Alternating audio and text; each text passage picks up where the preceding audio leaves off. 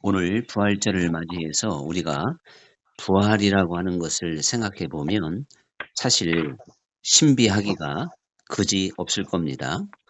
전통적으로 우리가 이제 장례를 치렀던 것처럼 무덤 속에 사람을 이렇게 묻어두게 된다면, 또 무덤 속에 사람이 마치 있다가 다시 부활하는 것처럼 생각할 수도 있겠죠. 그것도 사실은 참 신비한 이야기지만, 그러나 요즘처럼 이제 화장 문화, 또 뭐 정말 물에서 빠져서 사람이 죽을 수도 있고 불에 타서 죽을 수도 있는 여러 가지의 흔적조차 찾아볼 수 없는, 때로는 짐승에게 잡혀서 먹히기도 하고요. 자, 그러한 것들을 생각해 보면 어떻게 흔적도 없는 사람이 어떻게 부활할 수가 있을까? 이렇게 또한 우리는 부활에 대해서 이성적으로는 이해하기가 대단히 어려운 부분이 있다고 봅니다. 그래서 오늘 하나님의 말씀은 누가 묻기를 죽은 자들이 어떻게 다시 살아나며 어떠한 몸으로 오느냐, 이렇게 부활에 대해서 믿을 수 없어서 질문을 하게 된다면, 어리석은 자여 네가 뿌리는 씨가 죽지 않으면 살아나지 못하겠고, 이렇게 이제 말씀으로 대답을 하고 있습니다. 사실 하나님께서는 이 우주 만물의 어떠한 진리를 다 이렇게 설명해 주고 있는 걸 볼 수가 있죠. 우리들이 하나님의 설명을 발견하지 못해서 어 알지 못하는 것이 있을 뿐이지, 하나님은 모든 자연의 이치와 또한 섭리를 통하여 어떠한 진리와 인간이 이해할 수 없는 모든 이치를 이렇게 설명하고 있다 해도 과언이 아닐 것입니다. 그중에서도 가장 대표적인 것이, 정말 부활을 이해할 수도 없고 받아들일 수도 없는 우리들에게 이제 이 씨를 뿌린 다음에 그 씨가 썩어서 죽어져야 거기에서 싹이 나고 결국은 어떠한 열매가 맺히게 되는, 자, 이러한 섭리를 보여주시면서 참 우리로 하여금 부활을 이해하게 만들죠. 계란도 품지 않고 가만 놔두면 언제까지나 계란인데, 그걸 따뜻하게 해서 이제 그것을 부화를 시키면 병아리가 돼서 나오는, 이것이 그러니까 계란 자체가 인제 따뜻하니까 뭐 골아서 뭐가 인제 썩겠죠. 그러면 거기에서 뭔가 또 새 생명이 나오는, 자, 이런 섭리를 우리가 보면서 '아, 부활이라는 게 바로 이런 거다.' 사도 바울은 이 부활장이라고 할 수 있는 고린도전서 15 장을 통하여 부활의 신비를 이렇게 설명해 주고 있는 걸 볼 수가 있습니다. 그러니까 사실 이 씨앗이 죽어져야 다시 어떠한 새로운 생명으로 살아나는, 이것은 정말 부활을 설명하기에 너무나도 적절한 자연의 이치다라고 하는 걸 우리가 인정할 수가 있겠죠. 그런데 이 씨앗이 죽어지면은 각자 참 신비한 또 몸을 입는다. 이것이 또 우리에게 주는 비밀이 있다는 사실이죠. 그래서 그 37 절에 보면요. 에 "네가 뿌리는 것은 장래의 형체를 뿌리는 것이 아니요 다만 밀이나 다른 것의 알맹이 뿐이로되." 그러니까 우리가 씨앗을 뿌릴 때는 밀과 같은 어떤 알맹이를 단지 뿌릴 뿐인데, 그 알맹이에서 각자의 형체가 나오잖아요. 각 종자의 형체가 나와요. 배추, 무, 뭐 고추 할 것 없이 뭐 많은 종류의, 뭐 씨앗은 거기서 거기인 것 같고 좀 모양새는 다르기는 하지만 어차피 알갱이에 불과합니다. 그런데 거기에서 수많은 종류의 그러한 이제 형체가 나오고 있지 않습니까? 어 이런 것을 통해서 이제 하나님께서 어떠한 그 부활의 변화된 모습, 심을 때하고는 전혀 다른 새로운 형체를 통하여 육의 것으로 심고 신령한 영의 것으로 거두는 이제 육과 영은 너무나도 그 차이가 나는 것이니까요. 이제 이렇게 설명을 해 주고 있기도 합니다. 이렇게 보면서 우리는 이 부활절을 맞이해서 정말 이 부활의 부활과 함께 우리가 얼마나 신비한 어떠한 몸을 입게 되는지, 즉 어떠한 사실은 이 부활의 비밀과 함께 모든 그리스도인들은 신비한 세계로 사실 들어온 겁니다. 이게 무슨 얘기냐면 씨앗이 씨앗이 죽어지면 신비한 몸을 입는다 그랬잖아요, 각자의 형체대로. 그리고 그 온전한 형체가 나오기 전에는요, 싹이 나고 줄기가 또 나오고 잎새도 나오고 꽃도 피고 그리고 열매까지 완전히 맺습니다. 하나의 씨앗이 이런 놀라운 변화와 또한 몸을 입어서 사실은 신비한 그런 세계를 보여주고 있다는 사실이죠. 자, 그러니까 씨앗이 가만히 있을 때는 아무런 변화도 없잖아요. 뭐 모양도 없고 도대체가 거기에 어떠한 것을 아무것도 찾아볼 수가 없어요. 천년이 가건 만년이 가도 씨앗 그대로입니다. 근데 이 씨앗이 죽어지면 거기서 싹이 나오잖아요. 또 줄기가 나오잖아요.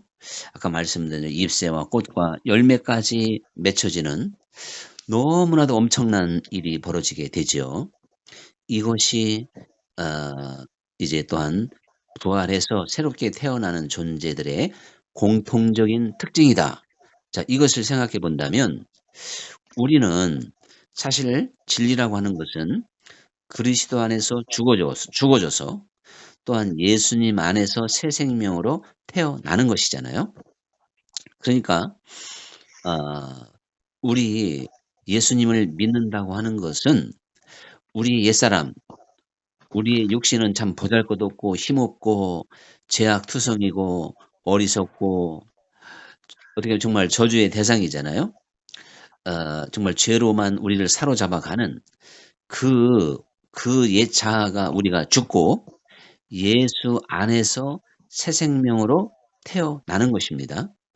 이것이 이제 영원한 부활 이전에 우리가 몸이 다시 살아나는 그 예수님의 부활의 첫 열매에 참여하는 몸의 부활 이전에 우리가 영이 새롭게 태어나는, 즉 옛사람은 죽고 예수님 안에서 새 생명으로 태어나는 부활과 같은 영광을 입기 때문에 우리 옛사람은 육의 사람이고 죄를 좋아하고 악을 추구하지만 예수 안에서 새 생명으로 태어난 그 생명은 선에 속해 있고 또한 하나님의 거룩한 형상을 입었고 정말 그리스도 안에서 살아가기 때문에 마치 비유로 말한다면 우리 옛사람을 하나의 씨앗으로 비유할 수 있어요. 씨앗. 그 씨앗은 마치 물과 같은 것이어서 뭐 천년이 가건 만년이 가건 물은 물이죠. 그게 포도주가 될 수가 없잖아요. 그런데 그 씨앗이 이제 죽어짐으로 새 생명으로 피어나듯이 우리가 예수님 안에서 죽어져서 이미 우리는 새 생명으로 태어났단 말이죠. 예. 그러니까 사실은 우리는 완벽한 부활은 아니지만 영적인 이미 부활을 한 것이고 부활의 삶의 그 세계로 초대를 받은 것입니다. 이제 이런 것들이 로마서의 말씀 또 예수님의 말씀에도 많이 나와 있는 걸 제가 요약을 해 드렸는데요. 우리가 골로새서 3 장에서 보면 조금 실감 있게 제가 지금까지 설명한 것에 대한 뒷받침을 하고 있는 걸 볼 수 있어요. 그래서 제가 몇 절을 소개해 보면 골로새서 3장 1 절에 보면 이런 말씀이 있어요. 그러므로 너희가 그리스도와 함께 다시 살리심을 받았으면 위의 것을 찾으라. 거기는 그리스도께서 하나님 우편에 앉아 계시느니라. 그러니까 그리스도와 함께 다시 살리심을 받았다면 이렇게 말하고 있어요. 그러니까 너희가 옛사람은 죽었고 이제는 예수 안에서 다시 살림을 받았으면 다시 너희가 살아났다면 마치 부활과 같은 거죠. 이제는 위의 것을 찾으라는 것이죠. 그리고 또 3절에 보니까 이는 너희가 죽었고 너희 생명이 그리스도와 함께 하나님 안에 감추어졌습니다. 우리 옛사람은 죽었고 우리의 새 생명이 그리스도와 함께 하나님 안에 지금 감추어져 있다는 것이죠. 즉 하나님 안에서 그리스도와 함께 살아가는 존재가 됐다. 그것이 이제 우리 그리스도인들의 모습이 됩니다. 이러므로 우리가 땅에 있는 지체를 죽이라는 것이죠. 너희가 그리스도 안에서 새 생명으로 태어났기 때문에 5절부터는 땅에 있는 지체를 죽이라 그랬고 그 땅에 있는 지체가 뭐냐? 곧 음란과 부정과 사욕과 악한 정욕과 탐심이니 또 탐심은 우상 숭배라. 그러니 사실은 신약 성경에서 우상 숭배는요. 뭐 앞에 절하는 것도 우상이지만 그건 눈에 보이는 거고 진짜 보이지 않는 우상. 우리가 뭔가 탐심, 욕심에 빠지면 곧 그게 우상 숭배가 되어져 버리는 걸 알 수가 있잖아요. 자, 이런 것들로 인하여 하나님의 진노가 임하느니라. 그러면서 너희도 전에 그 가운데 살 때에는 그 가운데라고 하는 것은 새 생명으로 다시 살아나지 못했을 때, 즉 옛사람이 죽지 않고 살았을 때 그때는 그 가운데서 사는 거죠. 그때는요. 그런 악을 행하면서 그 가운데서 행할 수밖에 없어요. 아까 진노의 대상이 되는. 근데 이제는 너희가 이 모든 것을 벗어버리고 그래서 분함과 노여움과 악의와 비방과 너희 입에 부끄러운 말 이러한 모든 옛사람과 행위를 벗어버리고 새 사람을 입어라. 새 사람을 입어서 나를 창조하신 하나님의 형상까지 우리가 새로워지라고 말씀하고 있는 겁니다. 자, 그러니까요. 다시 우리 고린도전서에서 한번 정리를 해보자면 우리가 흙에 속한 자의 형상을 입은 것 같이 또한 하늘에 속한 자의 형상을 입으리라. 이제 그리스도 예수의 사람들은 하늘에 속한 자의 형상을 입을 수 있는 부활의 영광에 참여한 자가 된 겁니다. 그러니까 우리가요. 죽어지지 않은 씨앗처럼 어떤 알맹이처럼 그렇게 이 세상을 살아서는 안 돼요. 그리스도 안에서 빨리 죽고 내가 죽으면 이제 예수의 새 생명으로 살게 되는데 그것은 곧 하늘에 속한 자의 형상을 입는 길이다. 이렇게 말씀하고 있는 것입니다. 그리고 옛사람의 모습을 다 벗어버리고 새 사람을 입어서 그렇게 이제 살아가게 된다는 것이죠. 자, 이렇게 본다면요. 이제 우리가 이런 결론을 내릴 수가 있어요. 지금 우리는 그리스도인들은 그러니까 부활의 삶을 살아야 돼요. 부활의 삶을. 이 부활절을 맞이하여 우리가 반드시 기억해야 될 것은 그리스도인들은 부활의 삶을 살아야 된다. 부활의 삶을 살지 못하면 옛사람의 삶을 사는 거예요. 즉 씨앗과 같은 아무런 열매를 맺을 수도 없고 맛도 없고 향기도 없고 형체도 없는 그 씨앗과 같은 상태에 머물러 있는 것이죠. 그런데 부활에 참여한 자들은 이제 거기에서 잎이 나고 줄기 또 꽃, 열매까지 맺는 생명력 있는 그러한 이제 모습이 나타나게 됩니다. 그래서 우리들이요 부활한 다음에의 모습은 너무나도 항상 아름다워요. 우리가 겨울에 보는 대자연과 이 새봄이 돼서 대자연을 보면 얼마나 달라졌냔 말이죠. 푸른 빛을 새까맣게 겨울에 가면 뭐 나무들도 막 새까만 색깔이 새까만해요. 새까만해 마치 불에 탄 것처럼. 그런데 그런 나무들이 아주 푸른 그 옷을 입고 또 거기에 이제 또 꽃이 아주 각양각색 만발하게 되고 그래서 봄에 우리가 들이나 산으로 가면 탄성을 내지 않는 사람이 누가 있겠어요? 다 경탄하죠. 자기도 모르게 야 아름답다. 뭔가 탄성이 나오는 것이 대자연의 그러한 능력이잖아요. 이 봄은 참 아름다운 거죠. 피어오르는 아지랭이도 아름답고 풍성합니다. 그러니까 이 보면 정말 부활에 참여한 그리스도인의 삶은 참으로 아름다운 것이다. 이것을 먼저 우리가 기억해야 되겠습니다. 그래서 우리를 가르쳐서 너희는 그리스도의 편지다, 편지. 또 그리스도의 향기다, 향기. 이거 보면 뭐 씨앗에 무슨 향기가 나겠습니까? 거기에서 어떻게 어떤 모양인지를 전혀 읽어낼 수가 없으니까 또 편지가 될 수도 없어요. 편지가 되었을 때는 그리스도가 이런 분이다 하고 그리스도의 모습을 그려내는 거잖아요. 예? 설명하는 거잖아, 설명. 그걸 들려줘야 돼. 그리스도가 이런 분이다. 또 향기라고 했을 때는 그 향기를 맡으면 우리가 알 수가 있지 않습니까? 그 어떤 힘을 알 수가 있고. 자, 이런 것처럼 이 부활의 삶은 참으로 아름답기 때문에 아름다운 편지를 쓰게 되는 것이고 향기로운 향기를 또한 발할 수가 있는 거죠. 그래서 우리를 가리켜서 그리스도의 증인이라, 증인이라고 했어요. 사실 어떠한 이제 어 씨앗을 뿌렸더니 거기에서 나무가 되고 결국 열매를 딱 맺히면 저게 감나무, 배나무, 사과나무였구나. 그래서 증거가 확실히 나타나잖아요. 그래서 그 어떠한 증거가 되듯이 우리들이 새 생명을 입어서 그리스도의 아름다움에 참여하게 될 때 그게 곧 그리스도의 증인이 되는 것이다. 이것을 우리가 생각해 봐야 됩니다.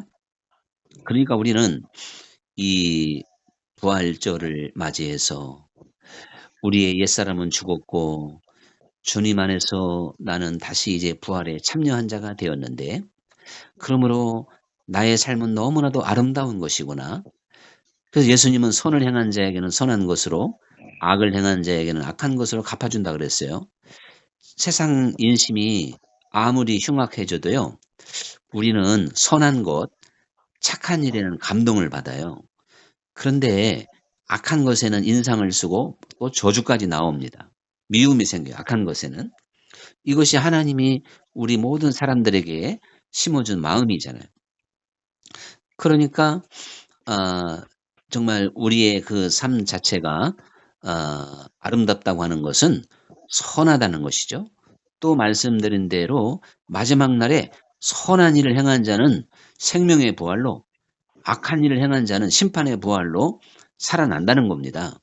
그러니 이거 정말 믿음의 결국은 선을 행할 수 있는 사람이 되는 것이거든요.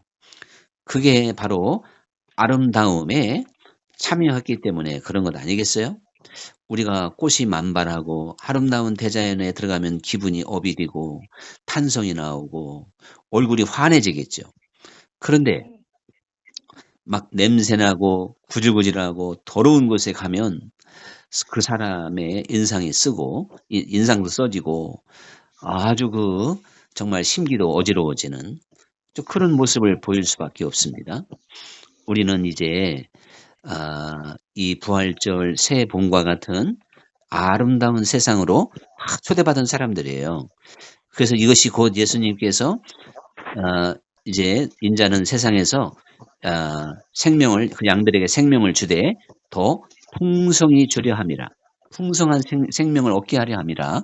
이렇게 말씀하고 있는 것처럼 참으로 우리는 선하고도 아름답고도 풍성한 세계로 초대받은 사람들입니다.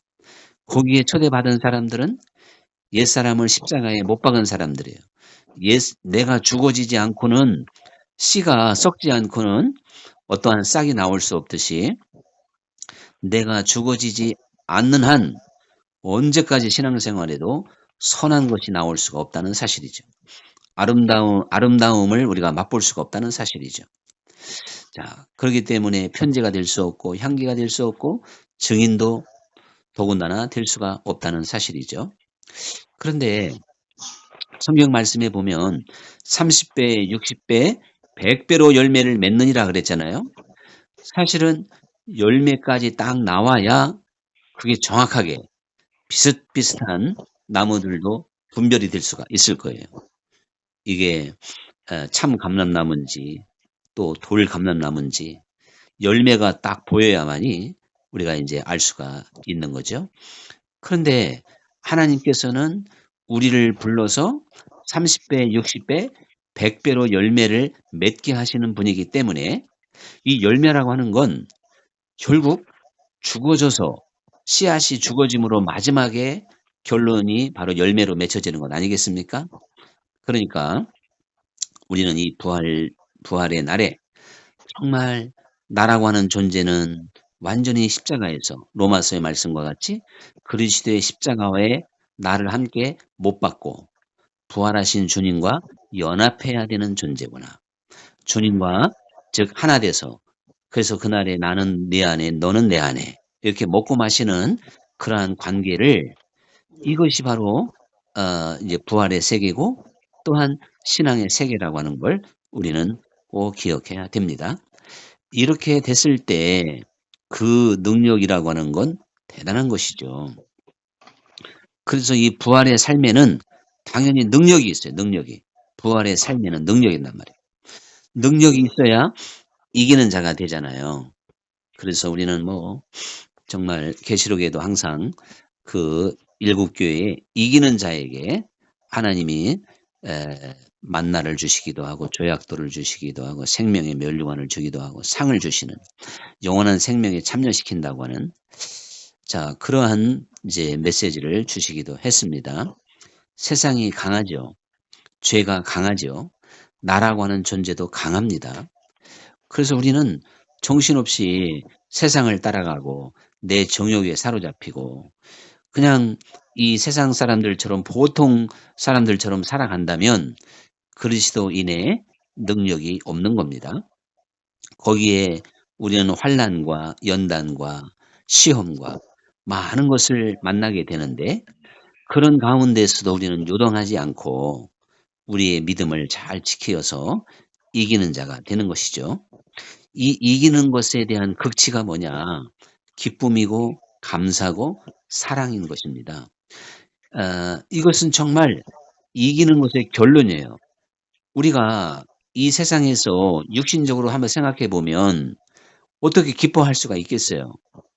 우리가 10만 원이 없을 때 10만 원이 주어지면 그다음에 20만 원 가진 사람이 보여요. 20만 원까지 가면 또 30만 원이 가진 사람이 보이네. 이래 가지고 우리는 기뻐할 사실은 상황이 못 돼요.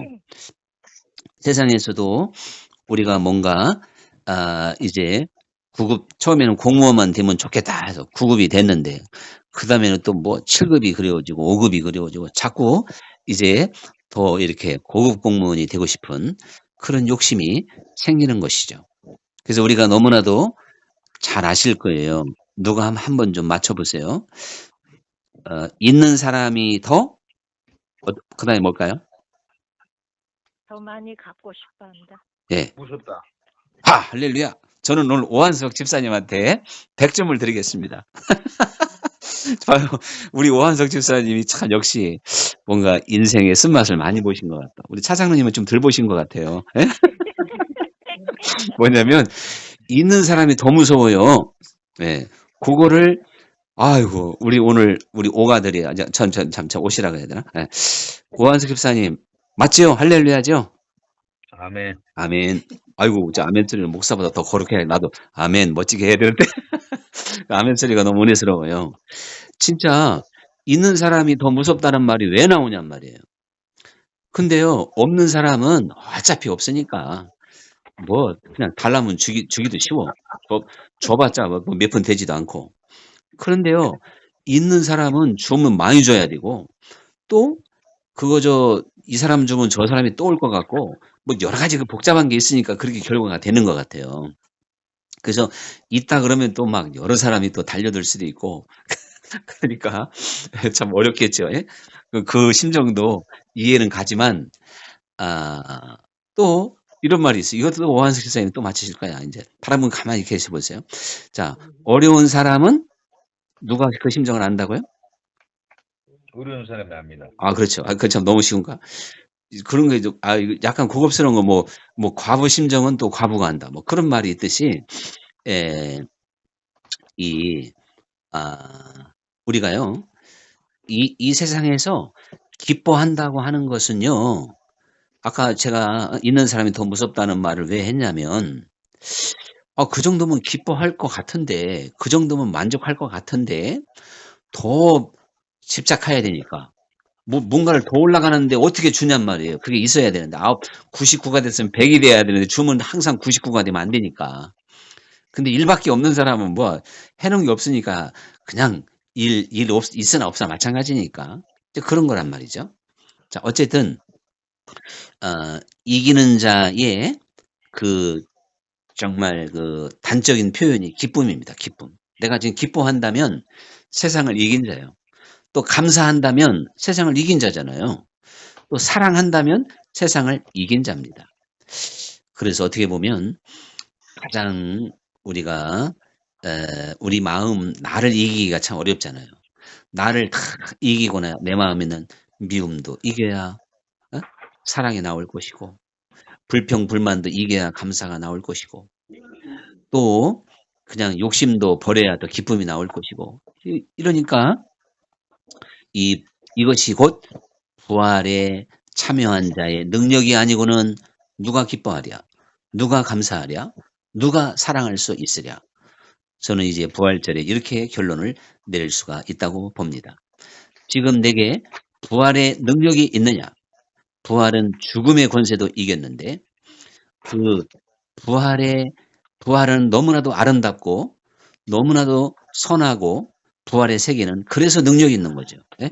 아름다움으로 나타나는 그 향기와 그 힘이 바로 능력이 되는 것입니다. 이것은 마치 우리 마음이 선하고 아름다워져 봐요. 기뻐져 봐요. 그 말과 행동이 얼마나 아름답겠어요? 이런 이치와 똑같은 것입니다. 이제 우리들이 정말 단지 부활절 계란만 주고받으면서 우리는 주고받지도 못하지만 이렇게 부활절 하나의 행사로 지나가게 하지 말고 이 부활의 세봄의 대자연과 같은 그 아름다움에 그 선한 세계에 내가 참여한 자가 돼야 되겠구나. 그래서 그 열매를 기쁨으로 감사로 사랑으로 내 삶에 충만히 맺혀야 되겠다. 자, 이러한 깨달음 속에서 부활절을 더욱 감사함으로 받아들일 수 있는 우리 모두가 되어야 되겠습니다. 기도하겠습니다.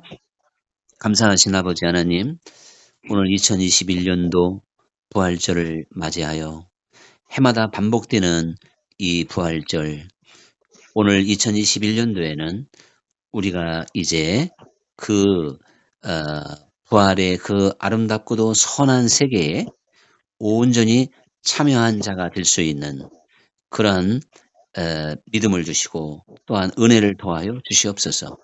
그래서 우리는 그 부활의 선한 세계에 참여함으로 거기에서 오는 무한한 능력으로 세상도 이기고 나도 이기고 죄도 이기고 어두움도 이기는 진정한 승리자의 삶이 되게 하여 주옵소서. 예수님 이름으로 기도합나이다. 아멘. 아멘. 아멘. 이제